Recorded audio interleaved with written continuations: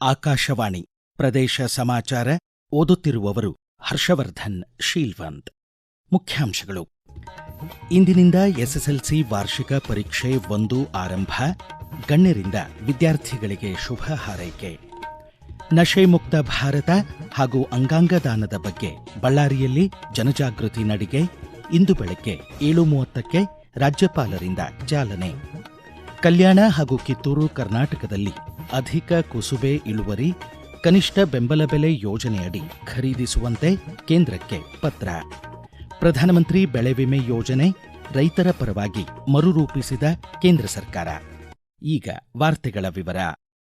ಇಂದಿನಿಂದ ಎಸ್ಎಸ್ಎಲ್ಸಿ ವಾರ್ಷಿಕ ಪರೀಕ್ಷೆ 1 ಆರಂಭವಾಗಲಿದ್ದು ಏಪ್ರಿಲ್ 2ನೇ ತಾರೀಖಿನವರೆಗೆ ನಡೆಯಲಿದೆ.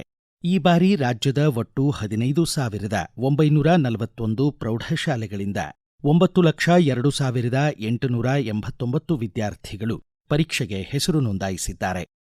2,871 ಕೇಂದ್ರಗಳಲ್ಲಿ ಎಸ್ಎಸ್ಎಲ್ಸಿ ಪರೀಕ್ಷೆಗಳು ನಡೆಯಲಿವೆ.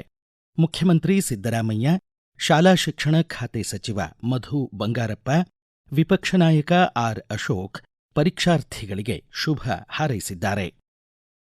ಬೆಳಗಾವಿ ವಿಭಾಗದ 9 ಶೈಕ್ಷಣಿಕ ಜಿಲ್ಲೆಗಳ 792 ಪರೀಕ್ಷಾ ಕೇಂದ್ರಗಳಲ್ಲಿ 2,52,262 ವಿದ್ಯಾರ್ಥಿಗಳು ಪರೀಕ್ಷೆ ಬರೆಯಲಿದ್ದಾರೆ ಎಂದು ಶಾಲಾ ಶಿಕ್ಷಣ ಇಲಾಖೆಯ ಅಪರ ಆಯುಕ್ತ ಈಶ್ವರ್ ಉಳ್ಳಾಗಡ್ಡಿ ತಿಳಿಸಿದ್ದಾರೆ.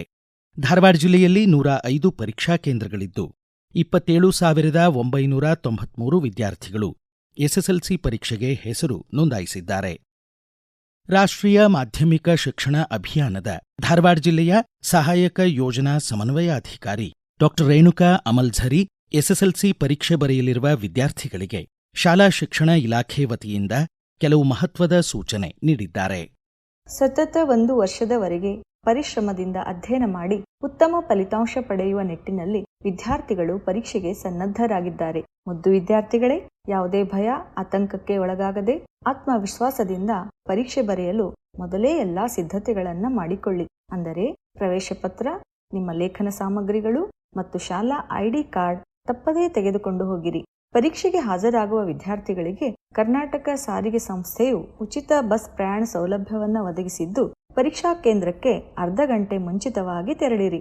ಬಿಸಿಲಿನ ತಾಪ ಹೆಚ್ಚಿರುವುದರಿಂದ ಸಾಧ್ಯವಾದಷ್ಟು ಸಡಿಲವಾದ ಕಾಟನ್ ಬಟ್ಟೆಗಳನ್ನು ಧರಿಸಿ. ಪರೀಕ್ಷಾ ಕೇಂದ್ರಗಳಲ್ಲಿ ಕುಡಿಯುವ ನೀರಿನ ವ್ಯವಸ್ಥೆ ಇದ್ದರೂ ಕೂಡ ಆಗಾಗ ನೀರು ಕುಡಿಯಲು ನಿಮ್ಮದೇ ಆದಂಥ ನೀರ್ ಬಾಟಲ್ ತೆಗೆದುಕೊಂಡು ಹೋಗುವುದು ಉತ್ತಮ. ಆಯಾ ದಿನದ ಪರೀಕ್ಷಾ ವಿಷಯದ ಕುರಿತು ಮಾತ್ರ ಯೋಚಿಸಿ. ಪರೀಕ್ಷಾ ಕೊಠಡಿಯಲ್ಲಿ ಪ್ರಶ್ನೆ ಪತ್ರಿಕೆ ಓದಲು 15 ನಿಮಿಷ ಕಾಲಾವಕಾಶವಿದ್ದು, ಸಮಯದ ಹೊಂದಾಣಿಕೆ ಮಾಡಿಕೊಂಡು ಎಲ್ಲ ಪ್ರಶ್ನೆಗಳಿಗೆ ಸಮಾಧಾನದಿಂದ ಉತ್ತರ ಬರೆಯಲು ಪ್ರಯತ್ನಿಸಿರಿ. ಉತ್ತಮ ಫಲಿತಾಂಶ ಪಡೆಯಿರಿ ಎಂದು ಶಾಲಾ ಶಿಕ್ಷಣ ಇಲಾಖೆಯಿಂದ ಹಾರೈಸುತ್ತೇವೆ. ರಾಜೀವ್ ಗಾಂಧಿ ಆರೋಗ್ಯ ವಿಜ್ಞಾನಗಳ ವಿಶ್ವವಿದ್ಯಾಲಯ ಸಂಲಗ್ನತೆಯ ಬಳ್ಳಾರಿ ಹಾಗೂ ವಿಜಯನಗರ ಜಿಲ್ಲೆಯ ವಿವಿಧ ಮಹಾವಿದ್ಯಾಲಯಗಳು ಮಾದಕ ವಸ್ತುಗಳ ನಿಯಂತ್ರಣ ಘಟಕದ ಸಹಯೋಗದಲ್ಲಿ ನಶೆ ಮುಕ್ತ ಭಾರತ ಹಾಗೂ ಕರ್ನಾಟಕ, ನಶೆ ಮುಕ್ತ ಕಾಲೇಜ್ ಕ್ಯಾಂಪಸ್ ಮತ್ತು ಮಾನವ ಅಂಗಾಂಗ ದಾನದ ಬಗ್ಗೆ ಜನಜಾಗೃತಿ ನಡಿಗೆ ಆಯೋಜಿಸಿವೆ. ಇಂದು ಬೆಳಗ್ಗೆ 7:30ಕ್ಕೆ ಬಳ್ಳಾರಿ ವೈದ್ಯಕೀಯ ಮಹಾವಿದ್ಯಾಲಯ ಹಾಗೂ ಸಂಶೋಧನಾ ಕೇಂದ್ರದ ಮೈದಾನದಲ್ಲಿ ರಾಜ್ಯಪಾಲ ಥಾವರ್ಚಂದ್ ಗೆಹ್ಲೋಟ್ ಜನಜಾಗೃತಿ ನಡಿಗೆಗೆ ಚಾಲನೆ ನೀಡಲಿದ್ದಾರೆ.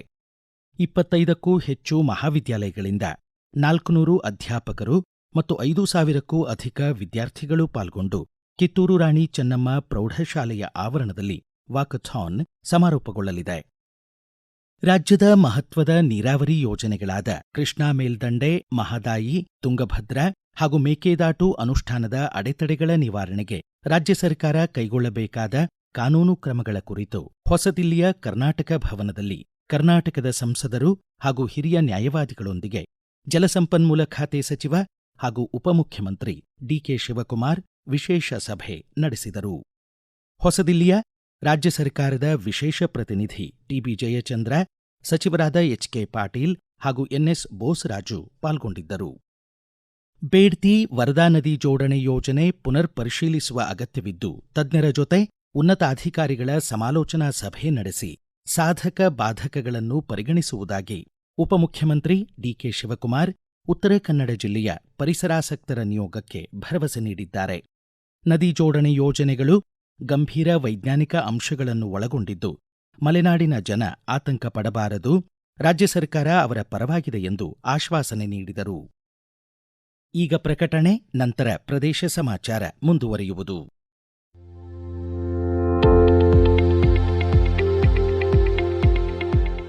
ನಮ್ಮ ಎಲ್ಲ ರಾಷ್ಟ್ರೀಯ ವಾರ್ತೆಗಳು ಹಾಗೂ ಪ್ರದೇಶ ಸಮಾಚಾರ ಈಗ ಆಕಾಶವಾಣಿ ನ್ಯೂಸ್ ಕನ್ನಡ ಯೂಟ್ಯೂಬ್ ಚಾನೆಲ್ನಲ್ಲಿ ಲಭ್ಯ. ನಮ್ಮ ಎಕ್ಸ್ ಖಾತೆ ಮತ್ತು ಇನ್ಸ್ಟಾಗ್ರಾಂ ಖಾತೆ ಆಕಾಶವಾಣಿ ನ್ಯೂಸ್ ಕನ್ನಡ. ಹೆಚ್ಚಿನ ಮಾಹಿತಿಗಾಗಿ ನಮ್ಮ ಫೇಸ್ಬುಕ್ ಖಾತೆ ಆಕಾಶವಾಣಿ ವಾರ್ತೆ ಕನ್ನಡವನ್ನು ಅನುಸರಿಸಿ. ಮಾಹಿತಿಗಳ ಹೂರಣ, ವಾರದ ಕಾರ್ಯಕ್ರಮ, ಪ್ರಚಲಿತ ವಿದ್ಯಮಾನ ಪ್ರತಿ ಬುಧವಾರ ರಾತ್ರಿ 9:15 ಪ್ರದೇಶ ಸಮಾಚಾರ ಕೇಳುತ್ತಿದ್ದೀರಿ. ಕಲಬುರಗಿ, ಬೀದರ್, ರಾಯಚೂರು, ವಿಜಯಪುರ, ಗದಗ, ಹಾವೇರಿ ಹಾಗೂ ಚಿತ್ರದುರ್ಗ ಜಿಲ್ಲೆಗಳಲ್ಲಿ ಹೆಚ್ಚು ಪ್ರಮಾಣದಲ್ಲಿ ಎಣ್ಣೆಕಾಳು, ಕುಸುಬೆ ಬೆಳೆಯಲಾಗುತ್ತದೆ. ಅತಿ ಹೆಚ್ಚು ಪ್ರದೇಶದಲ್ಲಿ ಕುಸುಬೆ ಬೆಳೆಯಲಾಗಿದ್ದು, ಮುಕ್ತ ಮಾರುಕಟ್ಟೆಯಲ್ಲಿ ದರ ಕುಸಿತದ ಹಿನ್ನೆಲೆ ಕನಿಷ್ಠ ಬೆಂಬಲ ಬೆಲೆ ಯೋಜನೆಯಡಿ ಕುಸುಬೆ ಖರೀದಿ ಕೇಂದ್ರ ತೆರೆಯುವಂತೆ ರಾಜ್ಯ ಕೃಷಿ ಇಲಾಖೆ ಕಳೆದ 7ನೇ ತಾರೀಕು ಕೇಂದ್ರ ಕೃಷಿ ಸಚಿವಾಲಯಕ್ಕೆ ಪತ್ರ ಬರೆದು ಮನವಿ ಮಾಡಿದೆ. ಕಲಬುರಗಿ ಜಿಲ್ಲೆಯಾದ್ಯಂತ 16,000 ಹೆಕ್ಟೇರ್ ಪ್ರದೇಶದಲ್ಲಿ ಕುಸುಬೆ ಬೆಳೆಯಲಾಗಿದೆ. ಕಲಬುರಗಿ ವಿಭಾಗದ ಕೃಷಿ ಇಲಾಖೆ ಜಂಟಿ ನಿರ್ದೇಶಕ ಸಮದ್ ಪಟೇಲ್ ಪ್ರದೇಶ ಸಮಾಚಾರಕ್ಕಾಗಿ ಇಲಾಖೆ ಕೈಗೊಂಡ ಕ್ರಮಗಳ ಕುರಿತು ಮಾಹಿತಿ ನೀಡಿದ್ದಾರೆ. ಕುಸುಬೆ ಏನಿದೆಲ್ಲ 4,500 4,850 ರೂಪಾಯಿ ಪ್ರತಿ ಕ್ವಿಂಟಲ್ದಂಗೆ ಮಾರಾಟ ಆಗ್ತಾ ಇದೆ. ಈಗ ಕುಸುಬೆ MSP ನೋಡಿದ್ರೆ ನಾವು 6,540 ರೂಪಾಯಿ ಪ್ರತಿ ಕ್ವಿಂಟಲ್ಗೆ ಇದೆ. ಈಗ ಆಲ್ರೆಡಿ ಸುಮಾರು ಒಂದು 17 ರೂಪಾಯಿ ಒಂದು ಕ್ವಿಂಟಲ್ಗೆ ವ್ಯತ್ಯಾಸ ಕಾಣಿಸ್ತಾ ಇದೆ. ಕುಸುಬೆ ಏನಿದೆಲ್ಲ ಈ ವರ್ಷ ಅತಿ ಹೆಚ್ಚಿನ ಪ್ರಮಾಣದಲ್ಲಿ ಬಿತ್ತನೆ ಆಗಿದೆ. ಈ ಬಿತ್ತನೆ ಆಗೋದಕ್ಕೆ ಪ್ರಮುಖ ಕಾರಣ ಅಂತಂದ್ರೆ ಹೋದ ವರ್ಷ ನಮ್ಮಲ್ಲಿ 9,000 ರಿಂದ 10,000 ರೂಪಾಯಿ ಕ್ವಿಂಟಲ್ ಕುಸುಬೆ ಮಾರಿತು ಮತ್ತು ಕುಸುಬೆ ಎಣ್ಣೆ ಏನಿದೆಲ್ಲ 350 ರೂಪಾಯಿ ಪ್ರತಿ ಲೀಟರ್ ಮಾರಾಟ ಆಗಿತ್ತು. NMEO ಸ್ಕೀಮ್ ನಲ್ಲಿ ನಾವು VCCP ಅಂತ ಒಂದು ಘಟಕ ಇದೆ, ಅಲಿಚೇನ್ ಪಾರ್ಟ್ನರ್ ಅಂತ, ಅದರಲ್ಲಿ ಫ್ರೀ ಆಗಿ ಸಹಿತ ನಾವು ಬಹಳಷ್ಟು ಸೀಡ್ಸ್ ಅನ್ನ ರೈತ ಬಾಂಧವರಿಗೆ ಅವೈಲೇಬಲ್ ಮಾಡಿದ್ದೀವಿ. ಈ ಒಂದು ಪ್ರೋಗ್ರಾಮ್ ದಿಂದ ಒಂದು ಸ್ವಲ್ಪ ರೈತ ಬಾಂಧವರೆಲ್ಲ ಪ್ರಮೋಟ್ ಆಗಿ ಕುಸುಬೆನ ಅತಿ ಹೆಚ್ಚಿನ ಪ್ರಮಾಣದಲ್ಲಿ ಬೆಳೆದಿದ್ದಾರೆ. ಮಾರ್ಕೆಟ್ ನಲ್ಲಿ ಇನ್ಫ್ಲೋ ಜಾಸ್ತಿ ಇದೆ, ಮಾರ್ಕೆಟ್ ರೇಟ್ ಸ್ವಲ್ಪ ಡೌನ್ ಆಗಿದೆ. ಭಾರತ ಸರ್ಕಾರ MSPL ಪ್ರೊಕ್ಯೂರ್ಮೆಂಟ್ ಪರ್ಮಿಷನ್ ಸಲುವಾಗಿ ನಾವು ವೇಟ್ ಮಾಡ್ತಾ ಇದ್ದೀವಿ. ಶಾರ್ಟ್ಲಿ ಬರಬಹುದು. ಮತ್ತು ತಕ್ಷಣ MSP ದರದಲ್ಲಿ ಕುಸುಬೆ ಖರೀದಿ ಕೇಂದ್ರಗಳನ್ನ ಪ್ರಾರಂಭ ಮಾಡಲಿಕ್ಕೆ ಕಲಬುರಗಿ ಜಿಲ್ಲೆಯಲ್ಲಿ ಕ್ರಮವನ್ನು ಜರುಗಿಸ್ತಾ ಇದ್ದೀವಿ. ಪ್ರಧಾನಮಂತ್ರಿ ಬೆಳೆ ವಿಮೆ ಯೋಜನೆಯನ್ನು ಇನ್ನಷ್ಟು ರೈತಪರ ಹಾಗೂ ಕೃಷಿ ಸ್ನೇಹಿಯಾಗಿ ಕೇಂದ್ರ ಸರ್ಕಾರ ಮರುರೂಪಿಸಿದೆ. ಹೊಸ ನಿಯಮಾವಳಿ ಅಡಿ ವಿಮಾ ಕಂಪನಿಗಳು ರೈತರ ಹಕ್ಕುಗಳನ್ನು 21 ದಿನಗಳಲ್ಲಿ ಇತ್ಯರ್ಥಪಡಿಸಲು ವಿಫಲವಾದರೆ ಬಾಕಿ ಮೊತ್ತಕ್ಕೆ 12% ಬಡ್ಡಿ ಸೇರಿಸಿ ಪಾವತಿಸಬೇಕಾಗುತ್ತದೆ. ಕೃಷಿಕರು ಬೆಳೆ ವಿಮೆಗೆ ಸಂಬಂಧಿಸಿ ಯಾವುದೇ ದೂರುಗಳಿದ್ದಲ್ಲಿ ಕೃಷಿ ರಕ್ಷಕ್ ಪೋರ್ಟಲ್ನಲ್ಲಿ ದೂರು ದಾಖಲಿಸಬಹುದು. ಶಿವಮೊಗ್ಗ ಜಿಲ್ಲೆಯಲ್ಲಿ ಕ್ಯಾಸನೂರು ಮಂಗನ ಕಾಯಿಲೆ KFD 59 ಪ್ರಕರಣಗಳು ಈವರೆಗೆ ಪಾಸಿಟಿವ್ ಬಂದಿದ್ದು, ಓರ್ವ ವ್ಯಕ್ತಿ ಸಾವನ್ನಪ್ಪಿದ್ದಾರೆ ಎಂದು ಜಿಲ್ಲಾ ಆರೋಗ್ಯಾಧಿಕಾರಿ ನಾಗರಾಜ್ ನಾಯಕ್ ತಿಳಿಸಿದ್ದಾರೆ. ಜಿಲ್ಲಾಧಿಕಾರಿ ಪ್ರಭುಲಿಂಗ್ ಕವಳಿಕಟ್ಟಿ ಅಧ್ಯಕ್ಷತೆಯಲ್ಲಿ ಜರುಗಿದ ಆರೋಗ್ಯ ಇಲಾಖೆಯ ಪ್ರಗತಿ ಪರಿಶೀಲನಾ ಸಭೆಯಲ್ಲಿ ಅವರು ಈ ಮಾಹಿತಿ ನೀಡಿದರು. ಸಾಗರ, ಸೊರಬ, ಹೊಸನಗರ ಮತ್ತು ತೀರ್ಥಹಳ್ಳಿ ಭಾಗದ ಜನ ಎಚ್ಚರಿಕೆ ವಹಿಸಬೇಕು. ತೋಟಕ್ಕೆ, ಕಾಡಿಗೆ ತೆರಳುವಾಗ ಜನರು ಹಾಗೂ ತಮ್ಮ ಜಾನುವಾರುಗಳಿಗೆ ಡೇಪಾ ತೈಲವನ್ನು ಲೇಪಿಸುವಂತೆ ಕೋರಿದರು. ಧಾರವಾಡ ಜಿಲ್ಲೆ ಕಲಘಟಗಿ ಪಟ್ಟಣ ಹಾಗೂ ಮಾಚಾಪುರ ಸುತ್ತಲಿನ ಕೆಲ ಹಳ್ಳಿಗಳಲ್ಲಿ ಸಂಜೆ ರಭಸದ ಮಳೆಯೊಂದಿಗೆ ರಾಶಿ ಆಲಿಕಲ್ಲು ಸುರಿದ ಹಿನ್ನೆಲೆ ಹಿಮಪಾತದ ಕಣಿವೆಯ ದೃಶ್ಯಗಳನ್ನು ನೆನಪಿಸುವ ವಾತಾವರಣ ಸೃಷ್ಟಿಯಾಗಿತ್ತು. ಚಾಮರಾಜನಗರ ಜಿಲ್ಲಾ ಕೇಂದ್ರ ಸೇರಿದಂತೆ ತಾಲೂಕಿನ ವಿವಿಧೆಡೆ ಗುಡುಗು, ಸಿಡಿಲು ಸಹಿತ ರಭಸದ ಆಲಿಕಲ್ಲು ಮಳೆಯಿಂದ ಕೃಷಿ ಜಮೀನು ಹಾಗೂ ಜನವಸತಿ ಪ್ರದೇಶಗಳಲ್ಲಿ ರಾಶಿ ಆಲಿಕಲ್ಲು ಬಿದ್ದು ಹಿಮಾಚ್ಛಾದಿತ ಪ್ರದೇಶದಂತೆ ಗೋಚರಿಸಿತು.